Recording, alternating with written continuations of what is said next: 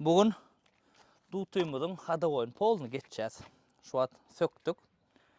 Hadagoyu geçeceğiz. 4 amortisatör, purjinör hemme de çalışılıyor. İngozatlar koyuluyor. Özün sürmek için ve naklatkalarını çalışacağız. Bu maşinimiz 2-4 dolan için iyi de şungal baraban geliyor. Hazır bunu superda geçireceğiz. Super dolanını üçlükte gelyendir. Üçlüğün iyidam super önem.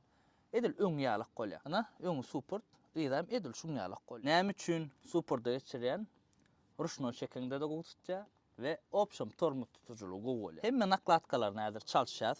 Optimus dakyası olanlar. Optimus'un goğdadı. Diskan hiç yıl garaldan ok. Şun dakyan barlak göreyim özünü dem. Kaç saat seyredin oğlanlar.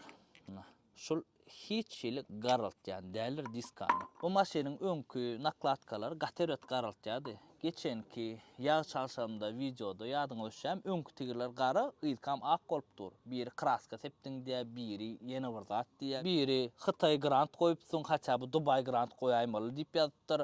Original grant koyda deyip yazanlar var. Oğlanlar o diskadan zavisde şul naklatkadan garalt ya önkü ana serdin. Bala ıydı üçün, bu da ön üçün. Serdin kaçta şu hiç yıl garaldan ok.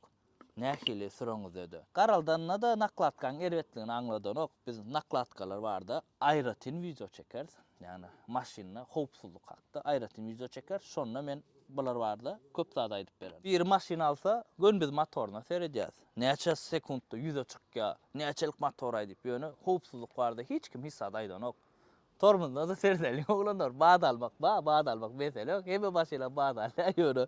Durmala başa bağ saklamalar. Şoň üçün narmanca naklat kullanın ve sıra çoğulanlar için diska garalsa halamayanlar için yürütesi için şu Optimus alıp barlak gören lüboy maşina oluyor.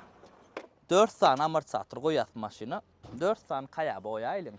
Ingo amortisatör demiş ol. Kayabadan qoğusu bağ olsa dut kemir için onam komentariya yazın.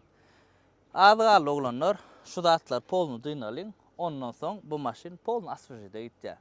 Renkini am aýtjak. Sürpriz olsun size. Canınız sağ olsun.